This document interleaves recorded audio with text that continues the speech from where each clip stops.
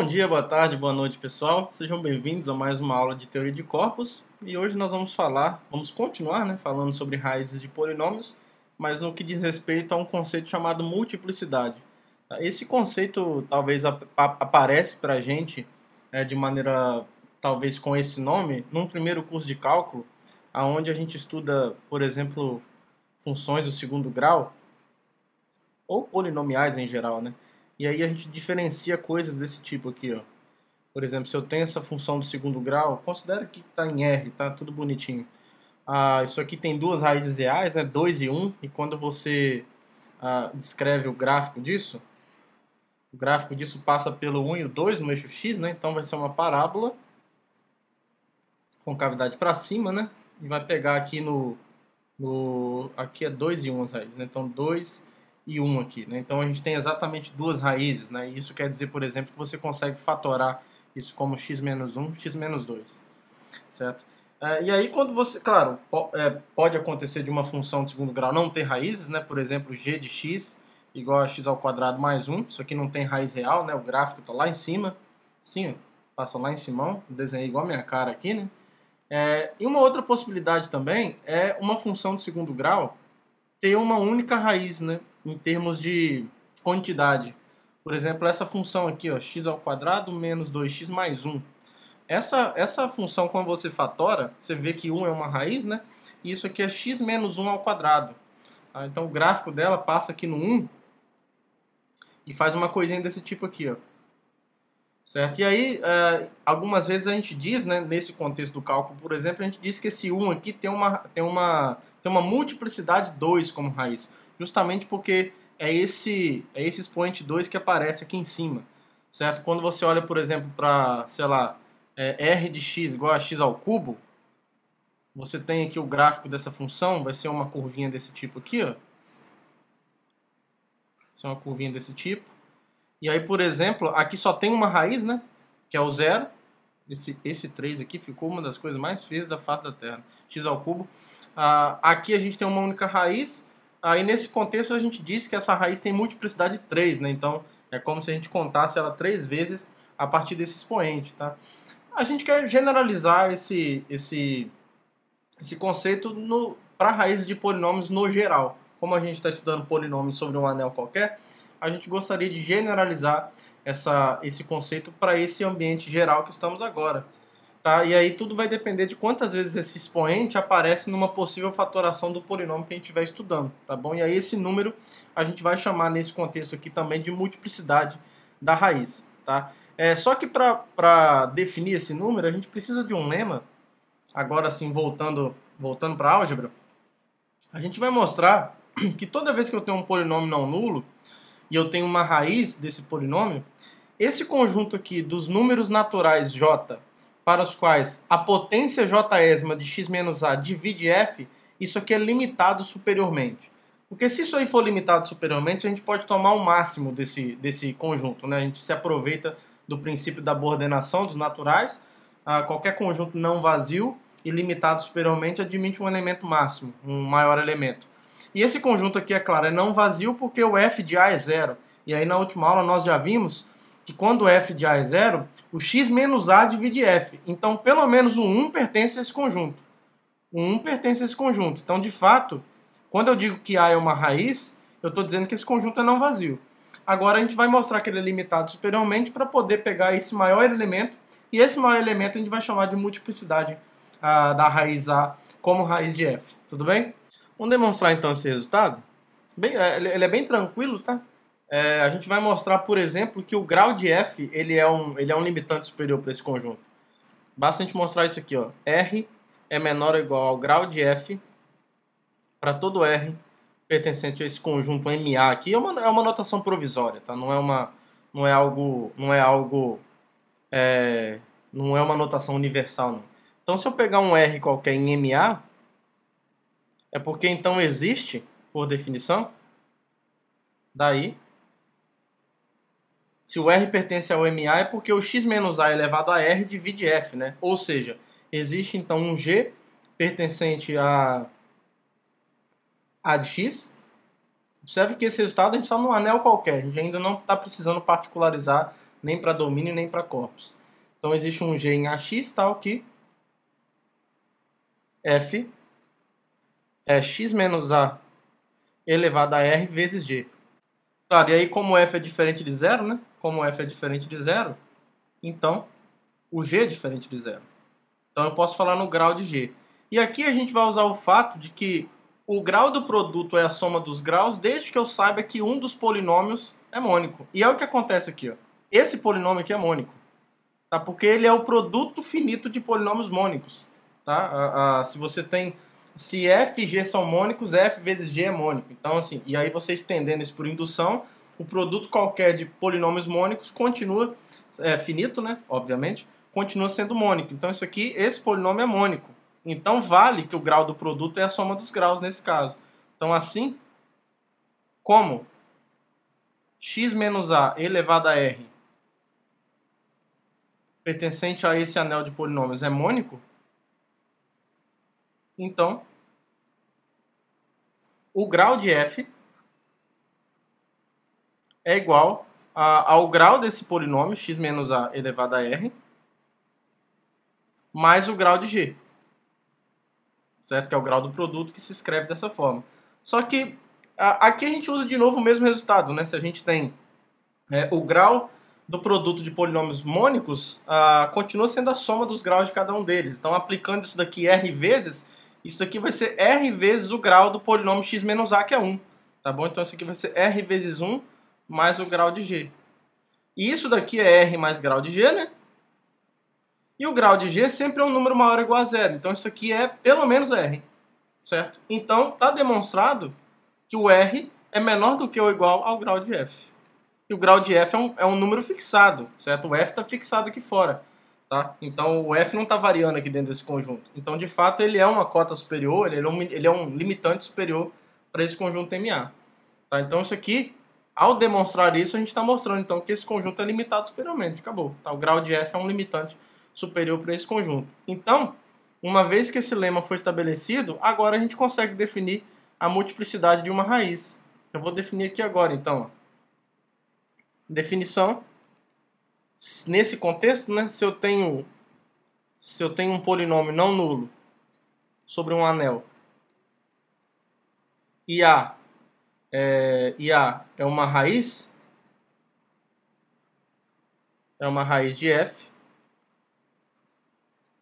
nós dizemos que esse número aqui, ó, tomado como sendo o máximo desse conjunto, MA, que eu defini ali em cima, isso daqui, que é a mesma coisa, só para deixar claro, né, o máximo dos elementos das potências de x menos a que dividem f, isso daqui é chamado de multiplicidade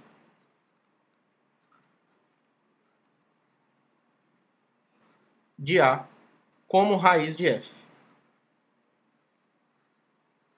Tá bom? Então é um nome clássico aí na literatura. A multiplicidade de A como raiz de f, tá? E aí, quando essa multiplicidade é 1, a gente dá um nome especial, tá? Quando essa é igual a 1, nesse caso específico, a gente diz que a raiz é simples, tá? Dizemos que A é uma raiz simples. Eu realmente nunca lembro nessa nova... nas mudanças que houve nas regras de ortografia e tal, se o raiz continua com acento agudo ou não, tá, pessoal? Então, se caiu esse acento aí, me perdoem. Digam nos comentários aí, me chamam de burro. Dizemos que A é uma raiz simples, então, quando a multiplicidade é 1. É só um nome legal que, mais pra frente, em alguns contextos, especialmente num tipo especial de extensões de corpos, esse conceito de raízes simples vai ser bastante interessante pra gente estudar, mas falta um belo caminho pra gente percorrer até chegar lá. Tá? E aí, claro, a gente pode, então, caracterizar a multiplicidade a partir desse resultado, então. Tá? É um corolário bem fácil da definição. É que se eu tenho A uma raiz de f, então, A é uma raiz de f com multiplicidade S, se somente se eu posso escrever f como x menos a elevado a s vezes h, tá? Onde o h não anula o a. Tá bom? Então, quando você consegue quebrar f dessa forma, onde o H já não anula mais o A, então quer dizer que esse S aqui, né, se você consegue fatorar o F dessa forma, onde esse cara que sobra não anula o H, esse número S que sobra aqui com certeza vai ser a multiplicidade. Tá? Isso aqui vai ser bem fácil provar. Vamos provar a ida primeiro, porque aí a gente vai usar bastante esse critério aqui, por enquanto, para nos referirmos à multiplicidade. Tá? Então, para a ida, vamos provar a ida primeiro. Eu sei que a raiz, que S é o máximo daquele conjunto, eu quero descrever F dessa forma. Né? Então, assim, se eu chamar aqui de MA isso daqui, ó, antes de atacar qualquer implicação, né, deixa eu chamar MA desse conjunto. Por enquanto ainda vai ser útil essa notação. Então, na ida, a gente está assumindo que S é o máximo desse conjunto, certo? Então, suponha, quando eu digo que S é a multiplicidade de A, eu estou dizendo que S é o máximo desse conjunto. Então, suponha que S é o máximo de MA. Então, bom, em particular, ele pertence ao MA, né? A gente não está usando ainda a sua maximalidade, a gente está usando simplesmente o fato dele pertencer. Então, em particular, o S pertence ao MA, tá? E aí, por definição dele pertencer ao MA, quer dizer, então, que x menos A elevado a S divide F, o que implica, com certeza, a existência de um H em A de x, tal que o F é x menos A elevado a S vezes H, certo? Agora, para a gente mostrar a ida, basta mostrar que o H de A é diferente de zero, né? E a gente faz um argumento por contradição, rapidinho aqui, quer ver? Olha só o que vai acontecer se o H de A for zero. Ó, se H de A for igual a zero, então, pelo que nós vimos na última aula, esse polinômio x menos A divide F, certo? Então, isso aqui implicaria a existência de um, sei lá, um G pertencente ao AX, tal que o H é x menos A vezes G, certo? E daí, olha só o que iria acontecer. Agora a gente vai contrariar a maximalidade do S. Olha só. O F, que é o x menos A elevado a S vezes esse H, vai ser então x menos A elevado a S vezes o x menos A vezes G. E aí, essa potência do x menos A vai lá para o S mais 1. X menos A vezes S vezes x menos A é x menos A vezes S mais 1. E isso aqui multiplicado por G. Essa igualdade aqui está me dizendo que a potência S mais uma ésima de x menos A divide F.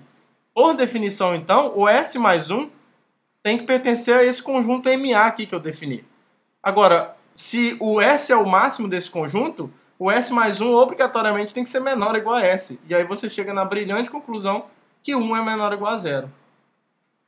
Então, como 1 não é menor ou igual a 0, o H de A não pode ser igual a 0. Tá? Então, a conclusão aqui é que o H de A é diferente de 0. Tudo bem? Beleza, então essa implicação foi. Agora a gente vai mostrar a volta, né? Ou seja, a gente vai supor que o F pode ser escrito dessa forma, né? A gente quer mostrar que o S é a multiplicidade, certo? A gente quer mostrar agora que o S é a multiplicidade de F. Então a gente tem que mostrar que esse S é o máximo, certo? Ele já está no conjunto, né? Então por hipótese,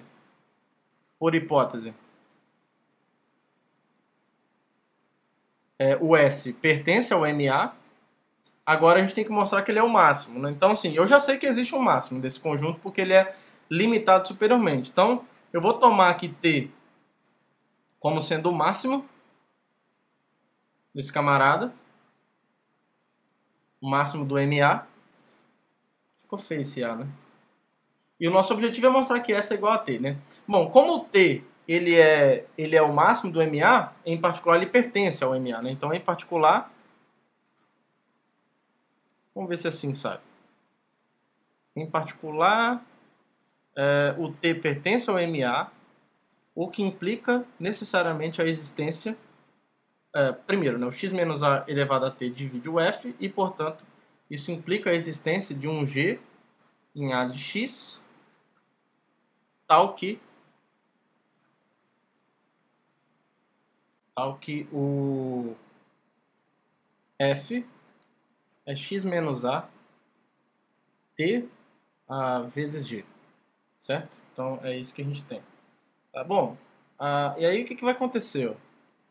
Assim, a gente vai ter que comparar aqui algumas coisas agora. O x menos a elevado a s vezes o h é igual a f, né? E isso é igual a x menos a elevado a t vezes g. E aí, olha só o que vai acontecer se o s for menor que t. Suponha que o s seja menor que t. O s eu já sei que é menor do que ou igual a t. Eu quero mostrar que é igual. Então, eu vou supor por absurdo que é menor. Olha só o que vai acontecer, então. Nesse lado aqui, se o s é menor igual a t, eu posso escrever, então... Posso continuar essa conta aqui do lado direito. Eu vou repetir aqui o lado esquerdo, certo? Vou repetir aqui o lado esquerdo.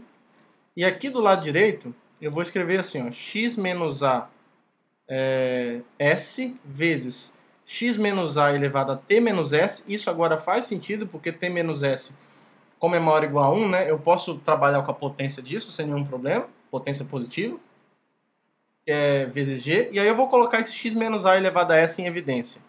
Então, x menos a elevado a s, isso multiplica o h, menos o que resta aqui do outro lado. X menos a, t menos s vezes g. E isso vai ser igual a zero. Tá? A gente não está assumindo que A aqui é um domínio, de jeito nenhum. Mas eu vou provar esse leminha depois com vocês. A gente vai provar depois, eu acho que eu não provei isso antes porque não surgiu essa demanda, né? Que em geral, obviamente, se eu não sei que A é um domínio, eu não sei se A de x é um domínio. Então, a princípio, eu não poderia concluir que como isso daqui é zero, e esse daqui é diferente de zero por ser mônico, esse daqui tem que ser zero. Mas a gente consegue provar que quando eu estou num produto de dois polinômios dando zero, independente se o anel é domínio, se um deles for mônico, então o outro tem que ser zero, com certeza. Tá? Então, como esse cara aqui é mônico, a gente vai provar isso aqui depois, não é difícil não. Então, isso aqui acontece. Ó. Logo, vou colocar assim, ó, pelo próximo lema, esse daqui tem que ser zero. H menos x menos a elevado a t menos s vezes g tem que ser zero.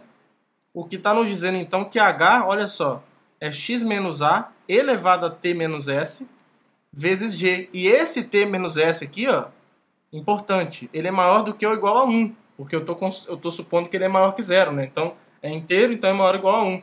Então se eu aplicar o h de a aqui agora, tem potência aqui, né? A gente não vai estar no caso 0 elevado a zero.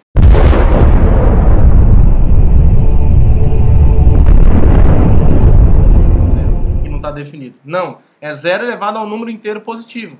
Então o h de a aqui, ó, vai ser a menos a elevado a uma coisa positiva vezes g de a. Então vai ser 0, o zero do anel, elevado a uma coisa positiva vezes g de a, que é 0. E isso contradiz a hipótese de que o h de a é diferente de 0, tá bom? Então, como a gente chegou numa contradição, essa contradição nasce da gente supor que o t é menor que s, que o s é menor que t. Então não é. Então eles têm que ser iguais, tá? Porque o s já é menor ou igual a t. Então a conclusão é que s é igual a t e o t foi tomado precisamente como o máximo daquele conjunto MA, que é precisamente o número que me dá a multiplicidade de A como raiz de f. Tudo bem? Vamos provar então esse lema que a gente precisou aqui para poder fechar, né, para não ficar nada pendente nessa demonstração. Então, como é que fica a demonstração desse resultado, desse leminha que eu prometi para vocês? Ó, se eu estou num anel qualquer e eu tenho dois polinômios cujo produto é zero, se f é mônico, então g é zero. Tá? Então é isso que a gente vai provar. E é bem fácil, porque olha só, supõe por absurdo que o g seja diferente de zero. Supõe por absurdo que g seja diferente de zero. E aí, bom, chame n do grau de g.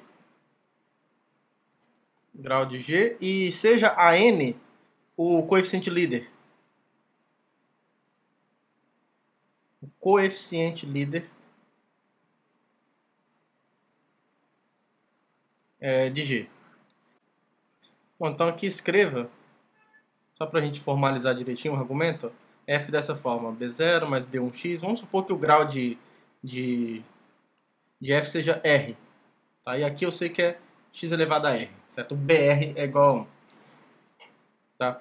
E g, assim, ó, como um a0 mais a1x até o an-1, x elevado a n-1, mais an x elevado a n.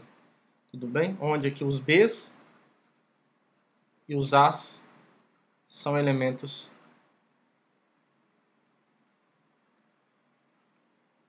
no anel A. Tá? Então, quem que vai ser o f vezes g? O f vezes g vai ser isso daqui, a gente já sabe escrever o produto de polinômios, né? F vezes g é igual a essa soma aqui, ó. Somatório, vou colocar de i de 0 até r mais n, de ci, x elevado a i, onde o ci é precisamente a i b0, né? Vai fazendo as somas alternadas aí. A0, bi. Certo? Os índices aqui, a soma dos índices sempre tem que dar i. Para todo i de 0 até o r mais n. Tudo bem? Então, dessa forma, observe que esse polinômio f vezes g, ele vai ser diferente de zero, se a gente está escrevendo dessa forma, porque o coeficiente de potência r mais n, a gente já fez essa conta várias vezes, isso daqui é precisamente o ANBR, né? É o ANBR, ou BR-AN, tanto faz. Só que o BR aqui é 1 e o AN é diferente de zero, porque ele é coeficiente líder. Eu assumi que ele é diferente de zero. Né? E aí a gente chegou numa contradição. Isso aqui está me dizendo, se eu tenho um coeficiente em alguma potência que é diferente de zero, é porque esse polinômio é diferente de zero. Tá? Então isso aqui é uma contradição. Essa contradição nasceu de supor que o g é diferente de zero. Porque quando a gente supôs que o g é diferente de zero, é porque ele tem um coeficiente líder, então. E aí eu trabalhei em cima desse coeficiente líder. Tá? Então a gente encontrou um problema ao supor que g é diferente de zero. Então a conclusão é que o g é igual a zero. Tá? Então quando você está com um polinômio mônico, meio que vale essa lei do cancelamento. Aí, em geral, não vale, num anel qualquer, você precisaria de ter um domínio, mas quando você tem a particularidade desse f ser mônico, aí sim você pode usar a lei do cancelamento e concluir que o g é igual a zero. Tá? Então, agora sim, nenhuma pendência aqui nesse resultado, né? Faltava provar isso, e agora a gente está com o resultado anterior completamente estabelecido.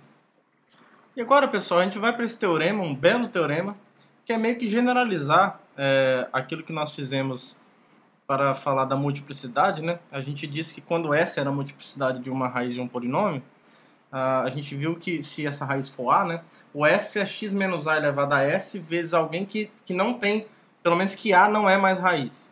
Que a não é mais raiz. Agora a gente vai supor o seguinte, suponho que eu esteja num domínio, a gente vai precisar disso aqui agora. Suponho que a gente esteja num domínio e que eu tenho um polinômio não nulo e que eu conheça todas as raízes desse polinômio nesse domínio. Ou seja, claro, é finito, nós já vimos isso, né? Num domínio a gente sempre tem uma quantidade finita de raízes para qualquer polinômio, é limitado pelo grau. E vamos supor que o conjunto das raízes de f em A, então, seja listado a partir desses A's, A1 até a R, onde o R aqui é precisamente a quantidade de raízes desse polinômio em A. Tá? Não sei porque eu coloquei D aqui, deve ser de algum enunciado que, como eu estou trabalhando num domínio, né, às vezes a gente chama de D. Mas vamos colocar A aqui mesmo. Beleza. E aí, então, eu vou chamar de TI, para cada I de 1 até R, eu vou chamar de TI a multiplicidade de AI como raiz de F, certo? Então, T1 é a multiplicidade da raiz A1, T2 é a multiplicidade da raiz A2 e assim sucessivamente. O que a gente vai mostrar é que a gente consegue, então, decompor F dessa forma aqui, ou seja, a partir dos seus fatores lineares, né, que são esses x menos a raiz, né, com suas respectivas multiplicidades, e aqui vai ter um fator Q, onde esse Q já não admite mais raízes nesse domínio, tá bom? A gente vai conseguir provar isso. E aí, olha que legal, dessa forma, a gente prova em particular que a soma das multiplicidades necessariamente tem que ser menor do que ou igual ao grau de f, tá? A gente, digamos, isso daqui é um em particular porque você aplica o fato de que a gente está até num domínio aqui, né? Mas esses caras são mônicos. Então o grau do produto é a soma dos graus. Então o grau de f aqui vai ser o grau dessa primeira parte, que é T1, mais o grau da segunda parte, que é T2, até esse TR. Então assim, o grau de f vai ser T1 mais T2 até o TR, somado com o grau de Q. Agora, como o grau de Q é maior ou igual a zero, então você tem essa desigualdade, tá? Imediatamente. E aí o legal é que a gente já tinha provado, né, que a quantidade de raízes de um polinômio é sempre limitada pelo grau, mas esse resultado mostra que até mesmo a quantidade de raízes contadas às multiplicidades também não passa do grau do polinômio, tá? Já que T1 somado com T2 até TR são, digamos, é a soma da quantidade de raízes contadas às multiplicidades, né? A soma das multiplicidades das raízes, isso também é limitado pelo grau de f. Tá? Então, esse teorema aqui, por exemplo, generaliza aquele teorema anterior, né? Já que a multiplicidade é sempre maior do que ou igual a 1, né? Então, T1 mais TR vai ser maior ou igual a R com certeza, porque cada TI desse daqui é maior do que ou igual a 1. Tá? Então, um resultado belíssimo, clássico, que a gente, dentro da teoria de anéis, bastante conhecido, né? De que a soma, que a quantidade de raízes contadas às multiplicidades não ultrapassa o grau do polinômio, claro, trabalhando num domínio. Tudo bem? Então, a gente vai provar esse resultado por indução sobre o grau de f. Tá? Então, vamos lá. Então vamos demonstrar esse resultado. Então vou chamar aqui de n o grau de f, né? Antes de atacar qualquer coisa aqui, ó, vou escrever assim, ó, por indução sobre n igual ao grau de f. Ficou longe esse f, né? Grau de f. Certo. Então aqui a gente vai começar com grau igual a 1. Né? Já que polinômio não nulo de grau zero não tem raiz, né? Então aqui já, quando a gente diz que essa coisa tem raízes e ele é não nulo, a gente já está dizendo que o grau tem que ser maior do que ou igual a 1 mesmo. Então vamos supor o caso n igual a 1. Bom, para esse caso aqui então, a gente já sabe que o R é menor ou igual ao grau, né? O R, que é a quantidade de raízes, tem que ser, a princípio, menor ou igual a 1. Então ele vai ser igual a 1, porque a gente está assumindo que ele tem raízes. Então só tem uma raiz, certo? E aí, se a gente chamar, se T1 é a multiplicidade, a gente já sabe. Então a gente sabe isso daqui, né? Logo, o VA de F, nesse caso, só tem o A1, tá? E F é igual a X, isso é pelo corolário, né, que nós vimos. Para uma raiz só a gente já sabe que isso é verdade, né? Então pelo corolário anterior, vamos ver como é que fica. Isso, o corolário anterior. Se T1 é a multiplicidade do A1, eu posso escrever o F dessa forma. Vamos voltar aqui então. Isso, corolário anterior. A F pode ser escrito assim, ó, x menos A1, T1, vezes H, onde o H pertence ao A de x, e o H pertence a A de x, e o H de A o H de A1 é diferente de zero. E aí basta você tomar, vamos ver aqui, ó, você vai tomar então, você vai tomar T, você vai tomar Q igual a H nesse caso, e o H não pode ter raízes em A, né? E ele não vai ter mesmo. Por quê? Ó? Se Q admite raízes, se Q admite alguma raiz em A, digamos, chama essa raiz de, sei lá, alfa. Então, o alfa que anula Q, por conta dessa igualdade aqui, ó, o alfa que anula Q e, portanto, vai anular o H, por conta dessa igualdade, ele vai ter que anular o F também, certo? Então, o F de alfa vai ser zero. E aí a gente está dizendo, então, que alfa é uma raiz de F. Então, alfa pertence a esse conjunto aqui, ó, VA de F, o que implica, então, só que nesse caso específico, A única raiz de f, a gente está supondo que o n é igual a 1, né? Então é só o A1. Então, nesse caso, implica que o alfa é igual a 1. Então, a gente está dizendo que, já que o Q é raiz, já que alfa 1, já que o A1 é raiz de Q, ó, a gente está dizendo então que o Q de A1 é 0. Agora o Q é igual ao H, né? Então o H de A1 é 0. Então, olha só, a gente tem duas informações em conflito aqui, ó. A gente tem essa informação e a gente tem essa informação. Elas estão em conflito. Aí esse conflito veio daqui, ó, da gente supor que o Q admite alguma raiz em A. Tá? Então ele não admite. Logo, Q não admite raízes em A. Então o caso n igual a 1 foi resolvido. A gente conseguiu então escrever aqui, cadê? A gente escreveu isso, a gente escreveu f como x menos a1 elevado a t1 vezes um q, que é esse h, onde esse q não admite mais raiz em A. Tá bom? Então o caso n igual a 1 foi resolvido. Agora a gente vai para o passo indutivo. Então a gente vai supor agora que o n seja maior que 1, certo? E que o resultado é verdadeiro. Que o resultado é verdadeiro para polinômios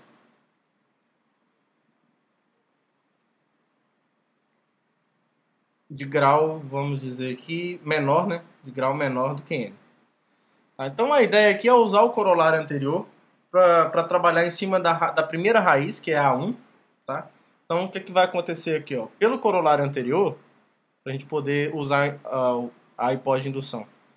Pelo corolário anterior, a gente consegue escrever, já que T1 é a multiplicidade do A1, a gente consegue escrever F assim.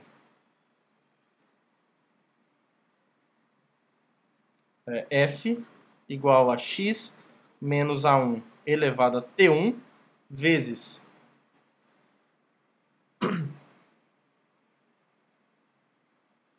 um H, onde o H é um polinômio A de x e o H de A1, isso, é diferente de zero. E aí tem alguns casos que a gente precisa analisar. Ó. Primeiro caso, pode acontecer, né? Pode acontecer disso aqui ocorrer. Ó. O H não tem raízes. Então, se o H não tem raízes em A, então a gente observa o seguinte. Nesse caso, então, como eu estou trabalhando num domínio, qualquer raiz de f necessariamente vai ter que ser exatamente o A1. Tá? Por quê? Ó? A gente vai ter isso daqui. Ó. Se A, olha só, então, vou botar uns dois pontos aqui. Ó. Se A pertence ao VA de f, então o f de A é zero, o que implica que o A menos A1 é elevado a T1 vezes o H de A é zero. Agora, como A é um domínio, aqui eu estou usando o fato de A ser domínio. Como A é domínio, então uma dessas duas coisas tem que ser igual a zero. O A menos A1. Mas aqui eu já posso usar que o H não tem raízes, né? Então, assim, já vamos direto já. Esse daqui é diferente de zero, certo? Esse daqui é diferente de zero porque a gente está assumindo que o H não tem raízes. Então, necessariamente o A menos A1 T elevado a T1 tem que ser zero. E como o T1 então é um número positivo, eu estou num domínio, o A menos A1 tem que ser zero. E, portanto, o A tem que ser igual a 1. Tá? Então, isso daqui prova que, nesse caso drástico, que esse H que aparece aqui não tem raízes, se isso acontecer, não tem problema. Isso é porque, então, a única raiz de f é o A1. E aí, se a única raiz de f é o A1, esse R que a gente está usando para modelar a quantidade de raízes, ele é igual a 1. Certo? E, portanto, aqui basta tomar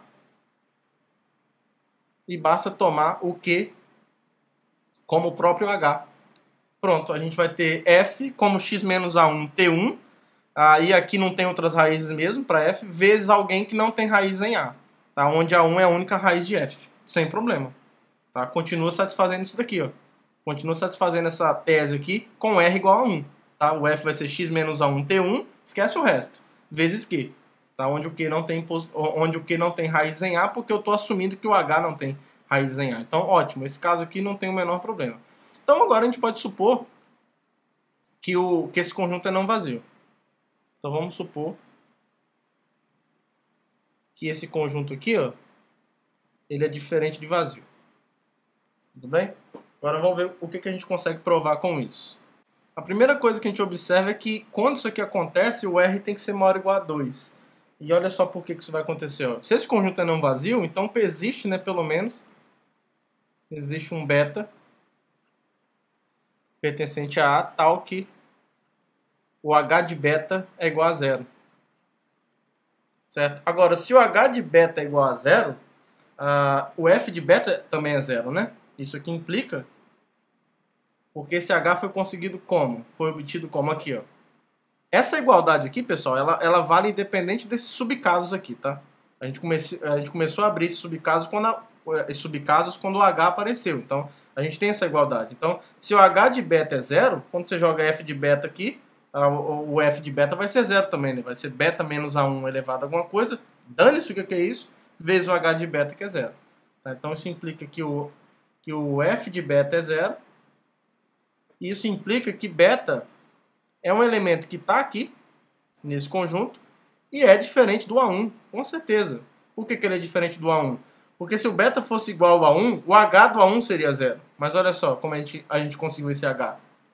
O H do A1 é diferente de 0. Então essa raiz aqui, beta, que anulou o H, não é essa raiz A1. Tá bom? Então isso aqui está provando o quê? Que eu tenho dois elementos distintos aqui dentro. Rápido, né? Isso aqui prova que o R é maior ou igual a 2. Certo? Quem é o R? O R é essa cardinalidade aqui. É a quantidade de elementos que são raízes desse cara. Tá? Então o R é maior ou igual a 2. Tá? Isso aqui vai nos ajudar para que as próximas coisas que a gente vai fazer aqui agora façam sentido. Tá? A gente vai afirmar aqui agora, para a gente começar a tentar usar a hipótese de indução, vamos mostrar que a cardinalidade... Na verdade, a gente vai mostrar que a quantidade de elementos que zeram H é exatamente R-1, porque na verdade esse conjunto é dado por A2 até a R. É isso que a gente vai provar. Bom, essa inclusão aqui, ela é óbvia, né? Não, vamos escrever. Por quê? Se a gente pega um I qualquer de 2 até R, por que esses caras são raízes de H? Bom, porque eles são raízes de F. Olha só o que acontece. Ó. Assim, F de AI é 0. O que implica, jogando na equação que a gente conseguiu, que AI menos A1 elevado a T1 vezes H de AI, isso aqui é 0. Só que eu estou num domínio e essas raízes são duas a duas distintas, né? Então, como o índice aqui é diferente do 1, esse elemento aqui é diferente de 0. Porque o AI não é igual a 1. Eu estou tomando As 2 a 2 distintos. Então, isso aqui é diferente de 0, só que esse produto está ocorrendo dentro de um domínio. Então, como A é domínio, isso implica, então, que o H de AI é 0. Tá? Então, isso prova essa inclusãozinha. Agora, a outra inclusão, por que vai ocorrer? Essa é também bem fácil. Se a gente pega um alfa qualquer que anula o H, então, de novo, né? Essa conta a gente já até fez, né? Então, H de alfa é 0, o que implica que o F de alfa é 0 por conta daquela igualdade verde aqui em cima. Só aplicar o alfa, né? Se anula o H aqui, já era, vai anular o F. Agora, se anula o F, ele tem que ser um desses caras aqui, ó. A princípio, do A1 até a R. Mas como o H de A1 é diferente de 0, então o alfa não pode ser o A1, de jeito nenhum. Tá? Porque se o alfa fosse igual a 1, o H do A1 seria 0. Tá? Então, a conclusão é que o alfa tem que ser um dos outros caras. Então, ele tem que ser do A2 para frente. Beleza? Então, fechou. Essa igualdade aqui fechou. Então, provamos essa afirmação verde aqui está demonstrada. Então, isso aqui, ótimo. Beleza. Agora, por que isso aqui é interessante? Porque se a gente conseguir mostrar que o grau de F, isso vai ser fácil, né? Desculpa, se a gente conseguir mostrar que o grau de H é menor que o grau de F, a gente consegue usar a hipótese de indução. E olha só o que acontece, ó. Isso é verdade, porque o F sendo isso daqui,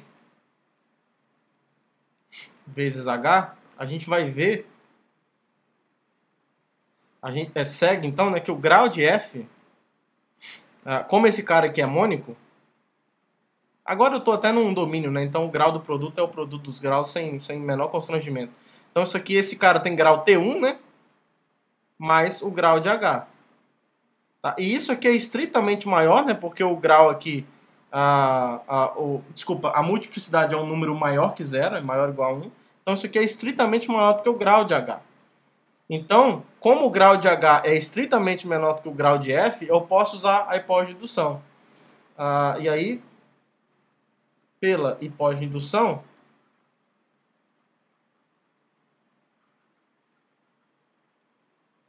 como eu consegui listar as raízes do H assim, ó, como A2 até AR, então existe um Q pertencente a X sem raízes em A,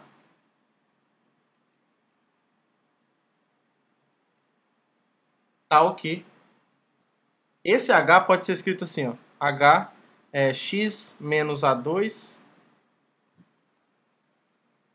vou chamar aqui de E2 por enquanto, até X menos AR elevado a ER vezes um Q, onde EI é a multiplicidade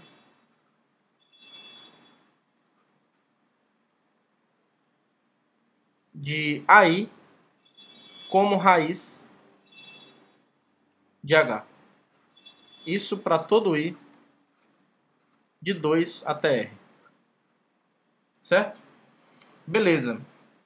Note agora então que para a gente resolver o nosso problema, a gente só precisa mostrar que o EI é igual a TI para todo I de 2 até R. Porque como eu tenho que o F é escrito dessa forma, x menos, aqui é x menos A1, né?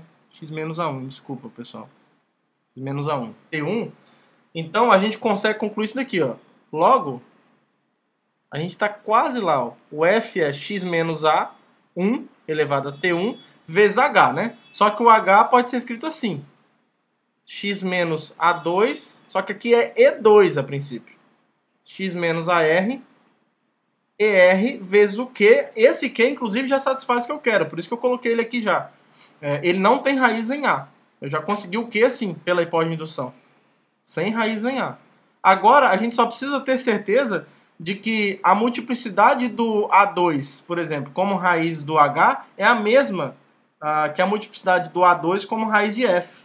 Tá? E não só para o E2, né? Para todos eles. Então, para fechar a nossa demonstração, a gente tem que provar isso daqui, ó. Que o EI é igual a TI para todo I pertencente a 2 até R. Quando a gente provar isso daqui, acabou. Acabou o nosso problema. Tá? Então é isso que a gente vai provar agora. Então pega aqui um I de 2 até R arbitrário. Bom, pessoal, e se a gente quer mostrar que o EI é a multiplicidade do AI como raiz de F, tudo que a gente teria que fazer, ó, é escrever o F assim. Ó. Se a gente consegue escrever o F dessa forma, como x menos AI elevado a EI vezes 1G com o G de AI diferente de zero, a gente já viu hoje que se a gente provar, se a gente conseguir encontrar um G nessas condições, isso aqui mostra que o EI é a multiplicidade do AI como raiz de F, ou seja, o próprio TI. Então, basta a gente encontrar um G satisfazendo isso. Agora, olha para essa escrita aqui, ó, de F. O x menos AI, EI, eu posso isolar ele aqui e tentar pegar o G como os outros fatores, tá, que restam. Tá? Então, por isso que a gente vai tomar o G assim, ó. Isso aqui era só um rascunho, né? Tome G assim, ó. Eu vou pegar esse produtão todo aqui e só não vou pegar o x menos AI elevado ao EI. O resto eu vou pegar tudo. Então, eu vou pegar o x menos A1 elevado a T1, certo? Aí, nessa parte aqui, eu vou eliminar o iésimo termo. Então, por isso que eu vou pegar esse produtório aqui, ó. Vou pegar esse produtório, pegar aqui J de 1 até de 2, né? de 2 até R. J diferente do I, porque eu não quero ele, tá? Ele vai ficar sobrando aqui. E aqui vai ficar x menos AJ elevado a EJ, certo? Então fica um pouquinho feio, mas é isso. Eu estou pegando todo mundo, exceto o termo de índice I. E aqui multiplicado pelo Q, aqui fora. Agora, é claro que isso aqui implica, claramente, né? Isso aqui acontece. F, para o G virar o F, é só eu multiplicar por x menos AI elevado a EI. Tá? Então isso aqui de fato é verdade. X menos AI elevado a EI vezes G. Tudo que eu tenho que fazer agora para mostrar que o EI é a multiplicidade de AI é mostrar que o G do AI é diferente de zero. Mas isso vai ser bem fácil porque eu estou num domínio. Observe que quem é o G de AI? O G de AI é essa coisa bonita aqui, ó. É AI menos A1 elevado a T1 vezes esse produtão bonito aqui, ó, J de 2 até R, com J diferente de I. Aí no lugar do X vai entrar o AI, né? Então AI menos AJ. Isso. Então fica esse produtão bonito aqui. Vezes o Q do AI, certo? Agora, por que essa coisa é diferente de zero? Olha, como eu estou num domínio, basta eu mostrar que cada fator desse é diferente de zero, tá? Então eu vou explicar individualmente por que cada um deles é diferente de zero. Primeiro, esse índice que eu estou tomando é de 2 até R, então ele não é o A1. E como a gente está trabalhando com raízes 2 a 2 distintas, o AI é diferente do A1 porque o I não é 1. Tá? Então isso daqui é diferente de zero. Quando eu elevo isso a T1, como eu estou num domínio, continua sendo diferente de zero. Tá? Então todo esse termo aqui, esse termo todo aqui, ó, circular aqui, ó, isso aqui é diferente de zero. Vamos mudar a cor aqui agora. Esses caras aqui no meio, observe que o J está variando. O I está parado e o J está variando. Só que olha que maravilha, o J está variando em todo mundo, menos no I. Então o J aqui nunca é igual a I. Então como eu estou trabalhando com termos distintos, o AJ é diferente do AI sempre que o J é diferente de I. E é o que está acontecendo aqui. Então individualmente, cada termo desse daqui é diferente de zero. Agora, se cada termo desse é diferente de zero, eu estou multiplicando R menos 1 elementos diferentes de zero dentro de um domínio. Continua sendo diferente de zero. Então essa coisa aqui é diferente de zero. E finalmente, esse camaradinho aqui, ó, é diferente de zero. Por quê? Porque esse Q que nós conseguimos aqui, ó, não tem raízes em A. Então Q de qualquer coisa em A é diferente de zero. Tá? Então esse cara aqui é diferente de zero também. Então eu tenho 1 milhão de coisas aqui sendo multiplicadas, mas todas elas diferentes de zero. É um número finito de coisas, você está dentro de um domínio, então esse camarada aqui é diferente de zero. O G de aí é diferente de zero, tá? Então, como o F se fatora dessa forma, onde o G do AI é diferente de zero, então nós já provamos hoje que esse número EI é o máximo satisfazendo essa condição da potência de x menos AI dividir o F. Tá? Então, pelo corolário anterior, vou colocar assim, segue que EI é a multiplicidade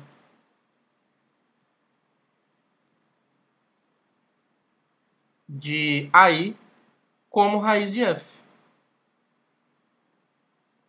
Agora, a gente chamou isso no enunciado de TI, né? Então o EI tem que ser igual ao TI.